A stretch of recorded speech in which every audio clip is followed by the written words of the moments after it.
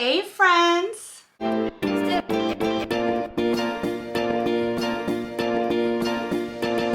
My name is Desiree, aka Mama Friendly, and I do all sorts of videos on my channel, from cooking videos to planner videos, vlogs, hauls, homeschool videos with a Disney twist, a little bit of everything. So if any of this sounds like fun to you, I hope that you'll subscribe and join me on my YouTube adventure. Today's video is the latest installment in my Cuban food adaptation series.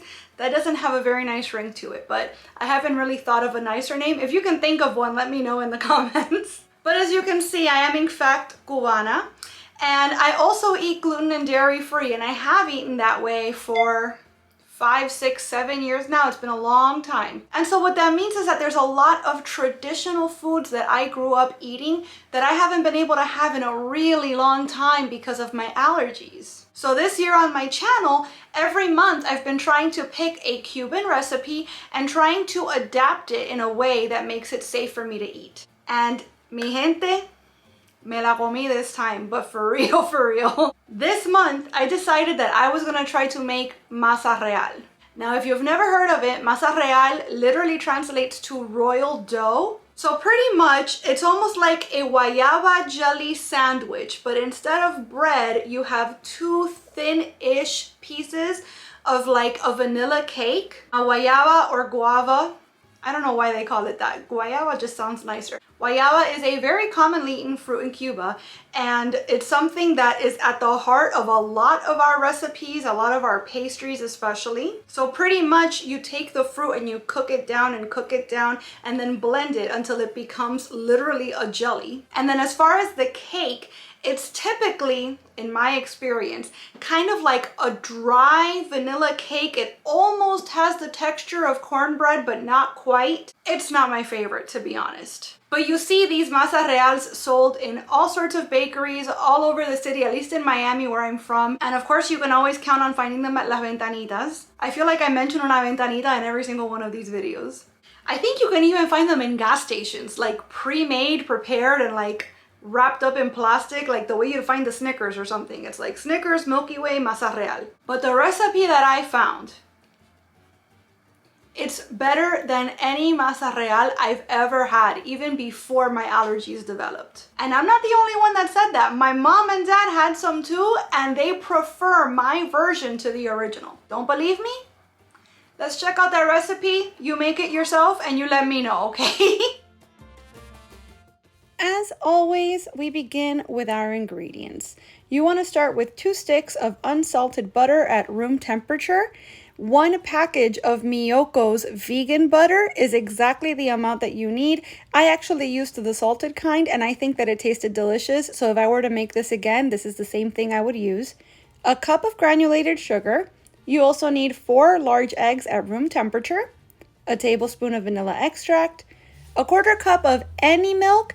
I always like to use the Nut Pods Original Coffee Creamer anytime that I need milk for baking or cooking. 3 cups of all-purpose flour. Since we're doing gluten-free, I'm using the Bob's Red Mill 1-to-1 gluten-free flour. It's my favorite kind. 1½ teaspoons of baking powder, mine is gluten-free. 1 teaspoon of salt, and 14 ounces of guayaba paste, sliced 1/2 inch thick. It so happens that the kind I bought brings exactly 14 ounces. So we're gonna get started by preheating our oven to 350 degrees Fahrenheit. Esto da pena, honestly, how easy this is. You wanna take a 9x13 baking pan and either coat it with nonstick cooking spray or do what I did, which was I got a little bit of avocado oil and I rubbed it all over it with a paper towel. You're gonna set that aside, and now in a large mixing bowl, you're gonna cream together your butter and your sugar.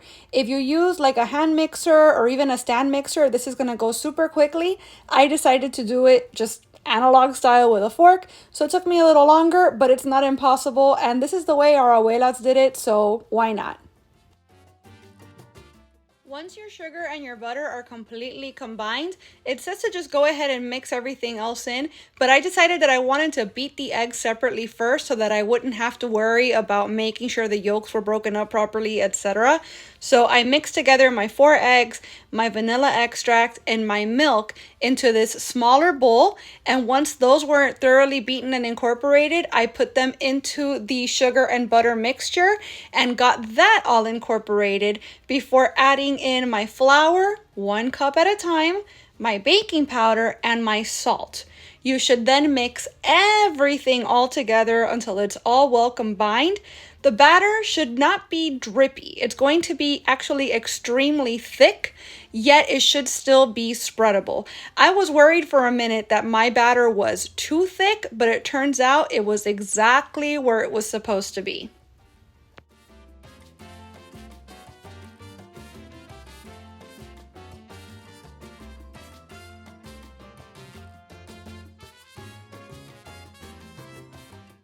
We're almost ready for assembly, so I'm gonna open up my brick of guava paste or guayaba jelly, and I'm going to cut it up into those 1/2 inch thick segments, as I mentioned earlier.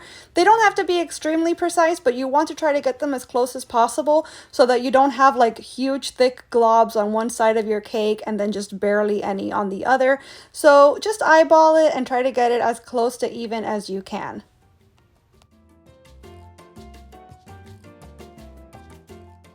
This next part is honestly the hardest part of the entire cake, and that's just ridiculous to say. Like, it's so easy. I'm telling you, embarrassing. So you're gonna take half of your batter, right? I went ahead and I divided it in half right in the bowl so that I could get like a visual of exactly how much I needed to put in. You wanna take half of that batter and just spread it out as best as you can into your prepared dish. If I thought ahead, I probably would have sprayed some Pam or rubbed some oil on the spatula itself to make it easier to spread. But overall, it wasn't impossible. It was, you just had to put a little bit of elbow grease into it. So I'm spreading it out as thin as I possibly can. And then next, I'm gonna add in the slices of guayaba paste on top of this cake batter. I'm gonna try to make it as even as possible, and I'm gonna try to cover the entire cake layer. And this is one of my favorite things about this recipe, is that what took longest was actually just preheating the oven, but the actual putting together of the batter and the assembling of the cake took no time at all. And now it's gonna bake for almost an hour. So you get to just throw this together and then walk away and go do something else. And the next thing you know, you have an incredible dessert ready. It's great for entertaining. So now that all of our guayaba is down, we're gonna add the remaining cake batter on top and spread it out again as evenly as you can. Make sure to cover all of the guayaba. We're gonna bake this for 45 to 50 minutes until it's golden brown on top. 48 minutes was perfect for me. Once it's completely cooled, I actually set it aside for over half an hour to make sure it would cool down perfectly. I cut the cake into 12 pieces and it was ready to serve as guayaba cake bars, aka Masa Real.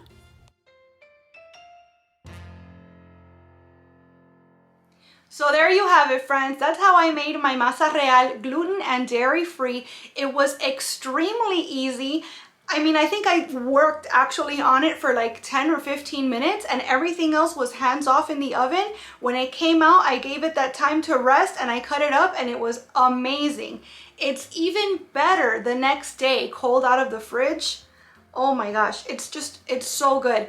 The texture of the cake, it ends up being something between a cookie and a cake. Like, it's thicker obviously than a cookie and it's not firm all the way through. It still has a little bit of like softness to the chew like a cake does, but it's not just soft all the way like you'd expect a cake to be. It's just something out of this world. You have to try it yourself and let me know what you think. If it's hard for you to find guava jelly or guayaba jelly where you are, I'm sure you can use any sort of thick jelly. I've heard of quince. I might not be pronouncing that correctly, but that apparently has a similar taste and texture if that's easier for you to find where you're at. I love also that you bake it with the jelly already in the middle so you don't have to worry later on about having to cut anything and having to spread it. It's a one and done. Everything goes in the oven at the same time and comes out. I can't say enough about this recipe. It was just so good. I'm definitely going to be making this again. 10 out of 10, 11 out of 10 even. Forget 10 out of 10. The best recipe I feel like I've made this year, hands down. Even if you've never had this before, I implore you to try this recipe, because even without having something to compare it to, I promise that you're going to enjoy this. If you do try it, of course, I would love for you to come on back here and let me know how you liked it. And as always, I would love for you guys to give me suggestions. What recipe should I try to adapt next? Let me know in the comments and you might see it on my channel pretty soon. I want to thank you so much for watching this video. I really hope that you enjoyed it, and if you did, I hope that you will please give it a big thumbs up. I'd also love it if you would subscribe and click that notification bell, because I post at least 3 times a week and I wouldn't want you to miss a minute. Thanks so much again for watching. Hasta la próxima!